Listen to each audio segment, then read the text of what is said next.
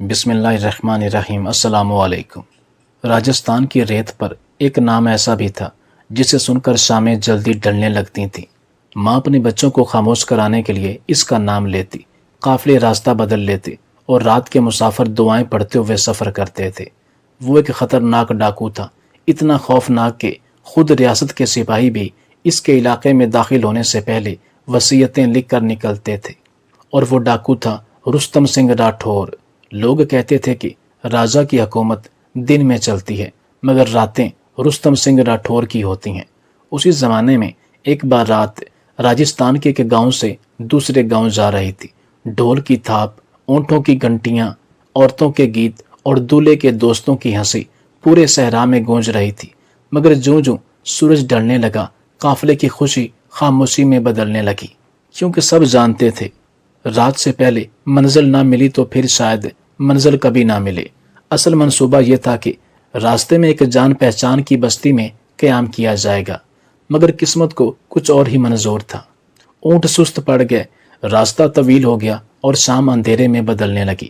اب ہر شخص بار بار پیچھے مڑ کر دیکھتا تھا، کوئی اپنے زیورات کپڑوں میں چھپا رہا تھا، کوئی رقم جوتوں میں ڈال رہا تھا اور کوئی دل ہی دل میں آخری دعائیں مانگ رہا تھا۔ پھر اچانک دور صحرا میں گرد اٹھی، گھوڑوں کی ٹاپیں سنائی دیں اور چند لمحوں بعد تلواریں چمکنے لگیں۔ ڈاکو یہ الفاظ سنتے ہی جیسے سب کی روح جسم سے نکل گئی۔ ڈاکوؤں نے پل بھر میں پورا قافلہ گھیر لیا۔ کوئی رونے لگا، کوئی ہاتھ جوڑنے لگا اور کوئی زمین پر بیٹھ کر اپنی قسمت کو کوسنے لگا۔ لوٹ مار شروع ہو گئی، زیورات، رقم، سامان سب چھینا جانے لگا۔ اسی دوران چند ڈاکوؤں ایک دلہن کو پکڑ کر ڈاکوؤں کے سردار یعنی رستم سنگھ راٹھور کے سامنے لے آئے۔ سردار یہ زیورات نہیں اتارتی۔ سردار غصے سے آگے بڑھا، مگر جیسے ہی اس کی نظر دلہن کے چہرے پر پڑی وہ اچانک رک گیا۔ اس کی آنکھوں میں ایک عجیب سا ارتعاش ابھرا، جیسے برسوں پرانی کوئی یاد اچانک زندہ ہو گئی ہو۔ اسے یاد آیا کئی سال پہلے کی ایک دوپہر وہ شدید زخمی حالت میں صحرا میں بھٹک رہا تھا۔ پیاس سے اس کا گلا خشک ہو چکا تھا اور پیچھے سپاہی اس کا تعاقب کر رہے تھے۔ اسے لگ رہا تھا کہ اب شاید وہ زندہ نہ بچے۔ تب ایک 12-13 سال کی لڑکی کنویں سے پانی بھر کر واپس جا رہی تھی۔ اس نے اس اجنبی کو دیکھا، خوف زدہ بھی ہوئی مگر پھر بھی رک گئی۔ ڈاکو نے کانپتی آواز میں صرف اتنا کہا تھا، پانی، اور اس بچی نے بغیر کچھ پوچھے اپنا گھڑا اس کے آگے کر دیا تھا۔ وہ پانی اس وقت اس کے لیے صرف پانی نہیں تھا، زندگی تھا۔ اور آج وہی لڑکی دلہن بن کر اس کے سامنے کھڑی تھی۔ رستم سنگھ راٹھور کچھ لمحے خاموش رہا، پھر دھیمی آواز میں بولا، تم نے کئی سال پہلے ایک نیکی کی تھی، یاد ہے؟ لڑکی نے غور سے اسے دیکھا، اسے بھی سب کچھ یاد آ گیا۔ لڑکی نے چند لمحے خاموش رہ کر اس کی طرف دیکھا۔ اس کی آنکھوں میں خوف تو تھا ہی مگر نفرت نہیں تھی۔ پھر وہ آہستہ سے بولی، اگر مجھے اس دن یہ بھی معلوم ہوتا کہ جس شخص کو میں پانی پلا رہی ہوں وہی ایک دن میری بارات لوٹنے کے لیے میرے سامنے کھڑا ہوگا، تب بھی خدا کی قسم میں اسے پانی ضرور پلاتی، کیونکہ پیاسے کو پانی پلانا میرے رب کی رضا تھی اور نیکی اس ڈر سے نہیں چھوڑی جاتی کہ سامنے والا بعد میں کیسا نکلے گا۔ لڑکی کی آنکھوں میں نمی تیرنے لگی مگر آواز میں عجیب سا سکون تھا۔ وہ دھیرے سے بولی، آپ نے آج ہمارے ساتھ جو کچھ کیا اس کے باوجود اگر وقت دوبارہ پلٹ جائے اور آپ پھر اسی صحرا میں پیاس سے تڑپتے ہوئے مجھے مل جاؤ تو میں آج بھی تمہیں اپنے ہاتھوں سے پانی پلانے کے لیے تیار ہوں، کیونکہ نیکی انسان چہروں کو دیکھ کر نہیں کرتا، اپنے رب کو دیکھ کر کرتا ہے۔ یہ جملہ سن کر جیسے صحرا کی ساری گرمی اس سردار کے چہرے پر آ گری ہو۔ وہ شخص جس کے نام سے بستیاں کانپتی تھی آج ایک لڑکی کے احسان کے سامنے جھک گیا تھا۔ اس نے فوراً تلوار نیچے پھینکی اور زور سے حکم دیا، جو کچھ لوٹا ہے سب واپس کرو۔ ڈاکو حیران رہ گئے مگر سردار کی آنکھوں میں پہلی بار شرمندگی تھی۔ اس نے صرف سامان واپس نہیں کروایا بلکہ اپنے خزانوں میں سے بھی بہت سا مال دلہن کو دیا اور خود گھوڑے پر ان کے قافلے کے ساتھ چلتا رہا تاکہ راستے میں کوئی اور انہیں نقصان نہ پہنچا سکے۔ لوگ حیرت سے اسے دیکھتے رہے۔ وہی شخص جو کبھی لوگوں کی خوشیاں لوٹ لیتا تھا آج ایک نیکی کے احترام میں محافظ بن کر چل رہا تھا۔ کہتے ہیں پرانے وقتوں کے لوگ دشمنی میں چاہے آگ ہوتے تھے مگر احسان کبھی نہیں بھولتے تھے، اور حقیقت بھی یہی ہے، نیکی کبھی ضائع نہیں ہوتی، کبھی وہ دعا بن کر لوٹتی ہے، کبھی سایہ بن کر اور کبھی ایک ایسے لمحے میں جان بچا لیتی ہے جہاں انسان کو اپنے سائے پر بھی یقین نہیں رہتا۔ حاصل سبق: انسان کی ہوئی نیکی وقت کے صحرا میں کبھی گم نہیں ہوتی، وہ کسی نہ کسی دن کسی نہ کسی موڑ پر ضرور واپس آتی ہے۔ قصور کا رہنے والا جمیل غریب گھر کا بچہ اسکول جاتا ہے۔ باپ کی پنکچر لگانے کی دکان ہے۔ جمیل میٹرک میں تھا۔ گھر کی حالات کافی خراب تھے، نہ کوئی دوست منہ لگاتا، نہ کوئی رشتہ دار پاس بیٹھتا۔ کبھی گاؤں والے کوئی صدقہ خیرات کرتے تو ان کے گھر کھانا یا کچھ بھی کھانے پینے کا سامان ہوتا ان کے گھر دے جاتے۔ جمیل کی ماں سادہ سی ان پڑھ، اپنا نام بھی کہاں لکھ سکتی تھی۔ جمیل کی ماں کو تمام رشتہ دار بلانا گوارا نہ کرتے تھے۔ بھائی بلاتے کیوں؟ آج کل بھلا غریب کا کون بنتا ہے؟ سگا بھائی امیر ہو، غریب بھائی کو اپنا بھائی کہتے ہوئے شرم محسوس کرتا ہے۔ جمیل سکول سے گھر آیا، ماں کھانا بنا رہی تھی۔ جمیل بولا، اماں آج کل چاچو کے بیٹے کی مہندی ہے، ہم نے نہیں جانا کیا؟ ماں بولی، پتر ہم کو بلایا ہی نہیں ان لوگوں نے۔ جمیل بولا، اماں لیکن چاچو نے ہم کو کیوں نہیں بلایا؟ بھلا پورے گاؤں کو بلایا ہے، بس ہم کو ہی نہیں۔ ماں مسکرائی، دفع کر پتر، ہم کو جانے کی کیا ضرورت ہے؟ باپ گھر آیا، جمیل کی ماں کو بولا، جمیل کی ماں کیا بنایا ہے کھانے میں؟ جمیل کی ماں بولی، دال چاول بنائے ہیں۔ باپ کے چہرے پر اداسی سی تھی۔ بولا، غریب ہونا بھی ایک سزا ہے نا؟ بھائی کی اچھی نوکری ہے، بچے پڑھ لکھ گئے ہیں، وہ بھی اچھی نوکریاں کرتے ہیں۔ آج دیکھ لو، میرے سگے بھائی نے پورے گاؤں کو بلوایا ہے، مجھے چھوڑ دیا۔ بھلا پاگل ہم نے کون سا کوئی زیادہ کھانا کھا لینا تھا؟ جمیل کی ماں دال میں پانی ڈالتے ہوئے بولی، اے جی آپ پریشان نہ ہوں، دفع کریں، نہیں بلاتے تو ہم کو کیا ضرورت بھلا ان کی؟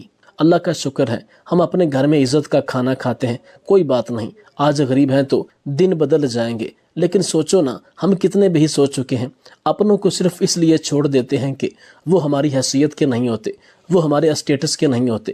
کتنے کم عقل ہیں نا ہم، سوچتے بھی نہیں جس اللہ نے دولت اور عزت دی ہے کیا وہ واپس نہیں لے سکتا؟ کیا وہ زوال کو عروج اور عروج کو زوال نہیں دیتا؟ کیا ہم لوگ نہیں دیکھتے؟ قبروں میں سوئے کبھی بادشاہ وقت رہے تھے۔ جمیل سکول پہنچا، سردیوں کے دن تھے، دھند چھائی ہوئی تھی، پاؤں میں کھلی جوتی پہنی تھی، سردی لگ رہی تھی۔ ماسٹر نے کہا، جمیل کل سے بند بوٹ پہن کر آنا سکول، سمجھے؟ جمیل نے ہاں میں سر ہلایا، ٹھیک ہے سر، جیسا آپ کہیں۔ گھر آیا، ابا کا انتظار کرنے لگا۔ آج ابا گھر آتا ہے تو کہتا ہوں، ابا مجھے نئے بوٹ لے کر دو۔ شام کو ابو گھر آیا، جمیل سکول کا سبق پڑھ رہا تھا۔ ابو پاس آ کر بیٹھا، پتر جا اٹھ میرے واسطے پانی کا گلاس لا۔ جمیل کہنے لگا، ابا مجھے بات کرنی ہے تم سے۔ ابا بولا، جا پہلے پانی تو لا۔ ابو نے اپنا بوٹ اتارے، جلدی سے ابو کے بوٹ پہنے تو پانی کے نل کی طرف چل دیا۔ جب بوٹ پہن کر چلنے لگا تو نیچے سے ٹھنڈک محسوس ہونے لگی۔ جب بوٹ دیکھے تو دونوں کے تلوے نیچے سے پھٹے ہوئے تھے۔ ابو جو بوٹ پہنتے تھے وہ بالکل خراب ہو چکے تھے۔ جمیل اداس ہو گیا۔ سب لوگ نئے کپڑے پہنتے ہیں، نئے شوز پہنتے ہیں، میرے ابو اتنی محنت کرتے ہیں پھر ٹوٹا ہوا جوتا پہنتے ہیں۔ ابو کو پانی دیا، پاؤں کی طرف دیکھا، ابو کے پاؤں نیچے سے کچھ زخمی تھے۔ جمیل کتاب لے کر بیٹھ گیا۔ ابا بولا، جمیل پتر کیا بات کرنی تھی؟ جمیل مسکرایا، ابو میں بہت کام کروں گا، ہمارا بھی چاچو لوگوں کی طرح بڑا گھر ہوگا۔ جمیل اسکول سے پاس ہوا، کالج پہنچ گیا۔ پہلے اس نے اپنے باپ سے کہا کہ گھر کے حالات کچھ ایسے ہیں، میں تو کہتا ہوں کہ 2 سال کوئی کام دھندا کر لیتا ہوں، پڑھائی بعد میں شروع کر لوں گا۔ لیکن باپ چاہتا تو بس یہ کہ جیسے میں آج دھکے کھا رہا ہوں میرا بیٹا نہ ذلیل ہو کل کو۔ پھر جمیل دل لگا کر پڑھنے لگا۔ لیکن کہتے ہیں نا، کسی کو برباد کرنا ہو یا تو اس سے محبت کر کے بے وفا ہو جاؤ یا نشے پہ لگا دو۔ وہ نشہ، شراب، چرس یا کوئی بھی برا نشہ نہیں کرتا تھا۔ کچھ دوست جلتے تھے جمیل سے، وہ ایک ذہین اور قابل لڑکا تھا۔ پھر دوست اسے کہتے، جمیل لے یار سگریٹ پی۔ جمیل کچھ دن تو انکار کرتا رہا، لیکن نادانی میں دوست مجبور کر دیتے۔ ایک دوست بولا، جمیل چھوڑ یار، یہ بھی کیا یاری ہوئی، تم سگریٹ کا ایک کش نہیں لگا سکتے ہمارے لیے۔ جمیل نے دوستی نبھاتے ہوئے سگریٹ کا ایک کش لگایا، پھر ایک کش سے ایک سگریٹ پینے لگا۔ وہ بربادی کی طرف چل دیا۔ سگریٹ پی کے گھر آتا، ماں باپ سے چھپ کر پیتا تھا۔ وہ میکینیکل انجینئرنگ کر رہا تھا۔ سگریٹ سے پاؤڈر کا نشہ کرنے لگا۔ باپ کو محسوس ہونے لگا جمیل کچھ تو غلط کر رہا ہے، لیکن یقین بھی تھا اپنے جمیل پہ۔ جمیل گھر سے میکینیکل انجینئرنگ کرنے کالج جاتا۔ اس کے والدین بھی یہی سمجھتے تھے کہ یہ گھر سے سیدھا کالج اور کالج سے سیدھا گھر آتا ہے، لیکن وہ گھر سے کالج جاتا اور دوستوں کے ساتھ نشہ کر کے نشہ کرنے والوں کے ساتھ پڑا رہتا۔ کبھی کسی سے جھگڑا کرتا، کبھی کسی سے مار کھا کر آتا۔ ایک دن گاؤں کے ایک لڑکے نے دیکھا جمیل نے کالج کا یونیفارم پہنا ہوا ہے، نشہ کرنے والوں کے پاس بیٹھا ہوا۔ کچھ لڑکے اس سے جھگڑ رہے تھے۔ اس نے جمیل کے ابا کو بتایا، چچا تیرا لڑکا تو نشئی ہے۔ یہ بات پورے گاؤں میں پھیل گئی، سب رشتہ دار بھی جان گئے۔ سب رشتہ دار کہنے لگے جیسے ماں باپ ویسے ہی لڑکا بھی نکلا۔ رشتہ دار کہکا لگاتے تھے، مذاق اڑاتے۔ بڑا کہتا تھا میرا پتر انجینئر بن رہا ہے، میرا پتر بڑا آدمی بنے گا۔ وہ دیکھو ذرا، انجینئر صاحب نشہ کر کے پائلٹ بنے ہوئے ہیں۔ ماں بہت روئی، جمیل میرے بچے یہ کس راہ پر چل دیا تو، ہم کو کس جہنم میں دھکیل دیا تم نے۔ وہ نشہ کر کے گھر لوٹا تو باپ سامنے نظر آ رہا تھا۔ باپ نے ہاتھ سے بیگ لیا، جمیل کو پاس بٹھایا۔ جمیل نظریں جھکا رہا تھا۔ باپ نے مسکرا کر کہا کوئی بات نہیں پتر، نہ نظریں جھکا اپنے باپ سے، میں تو باپ ہوں تیرا، سب تم کو غلط کہہ سکتے ہیں، میں تو تم کو غلط نہیں کہہ سکتا۔ جمیل کی ماں کو کہنے لگا جا روٹی دے اس کو۔ جمیل کو روٹی دی، اس نے لقمہ توڑا، ہاتھ کانپ رہے تھے، نوالا منہ میں ڈالا ہی نہیں جا رہا تھا، ساری سبزی کپڑوں پہ گرا دیتا۔ ماں بلک بلک کر رونے لگی، میرے بچے، ہاں یہ کن ظالموں نے ظلم کیا ہے تم پہ۔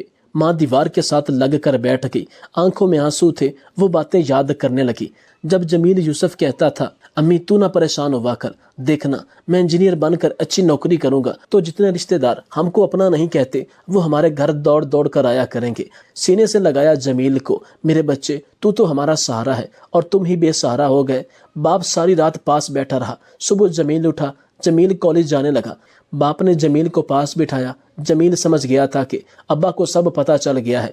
باپ نے ہاتھ پکڑا، اپنے پاس بٹھایا، ماتھے پہ بوسہ کیا، جمیل پتر پتہ ہے جب میرے سگے بھائی مجھ سے منہ موڑ گئے نا تو میں ان سے کہتا تھا میرا پتر جب کامیاب ہوگا نا تو دیکھنا میں آپ لوگوں کے لیے نہیں رویا کروں گا۔ تمہاری ماں ان پڑھ سی ہے، جب لوگ کھانا دے کر جاتے ہیں نا ہمارے گھر ہم کو غریب سمجھ کر تو وہ مسکراتی ہے، کہتی ہے میرے پتر جب کامیاب ہوگا پھر میں لوگوں سے روٹی نہیں لیا کروں گی۔ اپنی سہیلیوں کو بتا رہی تھی کہ میرا پتر انجینئر بن رہا ہے۔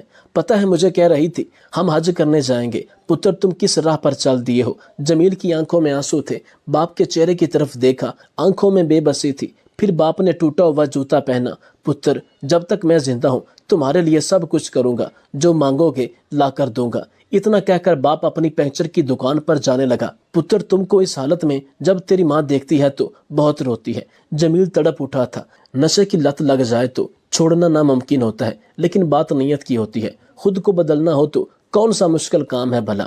ارادے مضبوط ہوں، اللہ کی قسم تم دل سے کچھ کرنے کا ارادہ کر کے تو دیکھو، کامیابی تمہاری نہ ہو جائے تو کہنا۔ جمیل اٹھا، ماں کے قدموں کا بوسہ لیا، اماں معاف کر دے۔ جمیل رونے لگا، اس قدر بچوں کی طرح رویا کہ اس کی ہچکی باندھ گئی۔ ماں کا جوتا لے کر اپنے سر میں مارنے لگا، کہنے لگا ماں مارو مجھے، میں بھٹک گیا تھا، اب تیرا پتر کوئی غلط کام نہیں کرے گا، میں سب برائی چھوڑ کر تمہارا سر فخر سے بلند کروں گا۔ ماں کی آنکھیں نم ہو گئی تھی، پتر ہم کو کچھ نہیں چاہیے، بس تو اپنے پیروں پر کھڑا ہو جا، تیری ماں بس اتنا چاہتی ہے۔ جمیل کالج جانے لگا۔ نشے کی عادت بہت درد دیتی ہے، لیکن جن کو جیتنا ہو ان کو آگ پر چلنا پڑتا ہے، کانٹے برداشت کرنے پڑتے ہیں۔ اپنے دیگر دوستوں کے سامنے جمیل نے خود کو مضبوط کیے رکھا۔ جمیل کا چاچا محلے والوں کو کہنے لگا نشئی سنا ہے بڑے بڑے خواب دیکھ رہا ہے، وہ کبھی کامیاب نہیں ہو سکتا، لکھوا لو ہم سے۔ جب جمیل کے باپ کو پتا چلا اس کا بھائی ایسی باتیں کرتا ہے تو اسے بہت دکھ ہوا۔ جمیل نے انجینئرنگ اچھے نمبروں سے پاس کر لی، پھر نوکری کی تلاش میں گھومنے لگا۔ اچھی جاب مل جانا آسان کہاں تھا، سب کہنے لگے اس کے جیسے پڑھے لکھے ہزاروں گھوم رہے ہیں، لیکن جن کو کچھ کرنا ہوتا ہے وہ کسی معجزے کا انتظار نہیں کرتے۔ جمیل اپنے باپ کے ساتھ پنکچر کی دکان پر جانے لگا، نماز ادا کرنے لگا اور رو رو کر اللہ سے دعائیں کرتا۔ اللہ نیت دیکھتا ہے اور جس کی لگن سچی ہو، اللہ پہ کامل یقین ہو، وہ بھلا کب ہارتے ہیں۔ باپ کو کچھ لوگ کہتے ہیں یار تیرا منڈا پڑھا لکھا ہے، اس کو کہیں چپڑا سے ہی بھرتی کروا دے۔ باپ کہتا ہے جہاں نصیب ہوئے وہاں رزق لگ جائے گا اس کا۔ پھر جب وقت بدلتا ہے، جب محبت کا صلہ ملتا ہے، جب نیتوں کا سودا ہوتا ہے، پھر معجزے بھی ہوتے دیر نہیں لگتی۔ جمیل نے جاپان کی ایک آٹو موبائل کمپنی میں آن لائن اپلائی کیا ہوا تھا۔ کمپنی والوں نے جب دیکھا اتنا ذہین اور قابل لڑکا، انہوں نے فوراً اسے اپنے پاس بلانے کا فیصلہ کر لیا۔ جمیل نے ہاتھ میں پنچر کا سامان پکڑا ہوا ٹائر کھول رہا تھا، فون کی گھنٹی بجی، دیکھا یہ نمبر پاکستان کا تو نہیں ہے، فون ریسیو کیا، دنیا ہی بدل گئی۔ آنکھوں میں آنسو آ گئے، سامنے ایک انجینئر انگلش میں بات کر رہا تھا، مسٹر جمیل ہم کو آپ کی قابلیت پر فخر ہے، ہم آپ کو کمپنی کا ممبر بنانا چاہتے ہیں. آپ کو اگر ہماری آفر قبول ہے تو ہمیں اپنے پیپرز بھیج دیں. جمیل سجدے میں گر گیا. کسی کو کچھ نہ بتایا پیپرز بھیج دیے. 10 دن میں ویزا لگ کر آ گیا. باپ کے ہاتھ چوم کر بولا اللہ نے ابو آپ کی دعائیں سن لی ہیں. ماں کے قدموں کو چوم لیا. اماں دعا دے مجھے، تیرا پتر جاپان جا رہا ہے. ماں کے ہاتھ سے دودھ کا مگ گر گیا. آنسو بہنے لگے. یقین نہیں ہو رہا تھا. باپ کھانا کھا رہا تھا، نوالا گلے سے اتر ہی نہیں رہا تھا. باپ بہت رویا. اللہ میرے پتر پر اپنی رحمت کا سایہ رکھنا. جمیل نے بتایا اب آپ کو بہت ساری تیاری کرنی ہے. پرسوں کی فلائٹ ہے. میری ماں خوش بھی تھی مگر جگر کی جدائی پہ اداس تھی. باپ پرانے سے کپڑے پہنے، گھر میں استری تھی نہیں، ایسے ہی کپڑے پہنے جمیل کو چھوڑنے ایئرپورٹ گیا. ماں بھی ساتھ تھی. امیر رشتہ دار دیکھ رہے تھے جن کی اوقات 2 وقت تک کھانا کھانے کی نہیں. ان کے بیٹے کی محنت اسے کہاں لے جا رہی تھی. الوداع ہوا. روتی آنکھوں سے اوجھل ہو گیا. محنت کرنے لگا. مہینے کے لاکھوں گھر بھیجنے لگا. کچے گھر سے بڑا بنگلہ بنا لیا. رشتہ دار سب اپنے ہو گئے. جو بھائی کبھی خوشی غمی میں نہ پوچھتے تھے وہ اب ہر روز دن میں 4 چکر لگاتے. اللہ محنت کا پھل ضرور دیتا ہے. جمیل واپس گھر آیا. پاکستان آ کر اپنی آٹو موبائل کمپنی کا آغاز کیا. جاپان کے بڑے انجینئرز وزٹ کرنے آتے ہیں. اونر آتے. ایک پنکچر لگانے والے باپ، ان پڑھ ماں کا بیٹا بڑے بڑے پڑھے لکھوں کو لیکچر دیتا. اس کمپنی میں سینکڑوں لوگوں کو روزگار لگ گیا. ماں باپ کے ساتھ حج کیا. ماں کا خواب پورا کیا. جمیل آج ملک کے بڑے ناموں میں شمار ہوتا ہے. رشتہ داروں میں ہر گھر سے اس کے لیے رشتہ آیا تھا. حتیٰ کہ 2 چچا گھر آئے. انہوں نے گھر آ کر اس سے رشتے کی آفر کی لیکن اس نے انکار کر دیا. فرانس میں پڑھی لکھی ایک لڑکی سے شادی کی جو ماں مہینہ بھر دال پکاتی تھی، جس ماں کو سب رشتہ دار جاہل کہتے تھے، جو ماں عید پہ بھی پرانے کپڑے پہنتی تھی، جو باپ پنکچر لگا کر رات کو 100 کماتا تھا. ان کے گھر آج ملازم کام کرتے تھے. ہر روز ایک سے بڑھ کر ایک کھانا بنتا تھا لیکن باپ نے وہ پھٹے ہوئے جوتے سنبھال کر رکھے ہوئے تھے. اوقات یاد رکھی تھی. اشفاق احمد صاحب کہتے ہیں کہ اے فارس کو پڑھنے والے نوجوان، جمیل عشق معشوقی کر کے، نشوں میں ڈوب کر، لڑائی جھگڑے کر کے پنکچر لگا سکتا تھا. زندگی نے ایک موقع دیا تھا سدھرنے کا. اس نے کامیابی کا راستہ چنا اور اپنی محنت اور اللہ کی رحمت سے کامیاب ہوا. 2 راستے ہیں تمہارے سامنے. فیصلہ تم لوگوں کا ہے. اپنے ماں باپ کے چہرے کو دیکھ لو، پھر اکیلے بیٹھ کر سوچنا خود کو ایک بار مٹی میں ملا کر غلام بننا ہے یا اپنی قسمت پہ رونا ہے. محنت تم کرو، بس کامیابی کی ضمانت فارس دیتا ہے. شاید تیرے ماں باپ تم پر بہت سی امیدیں لگائے بیٹھے ہیں. ان کا بھرم رکھنا. خود کی خاطر نہ سہی اپنے بوڑھے والدین کا آسرا اور انہیں بڑھاپے کا سکون مہیا کرنے کے لیے آج محنت کرو تاکہ تمام رشتہ داروں کو تمہارا نام لیتے ہوئے فخر محسوس ہو. ورنہ زندگی تو گزر ہی جانی ہے. حالات جیسے ہی کیوں نہ ہو لیکن کوشش کریں کہ اپنی ذات کے علاوہ اپنی ذات سے جڑے دیگر رشتہ داروں، بہن بھائیوں کے لیے بھی آپ فخر کا مقام بنے. بدقسمتی سے ہمارے معاشرے میں یہ عنصر پایا جاتا ہے کہ جس کے پاس 4 پیسے ہیں وہی عظیم انسان ہے.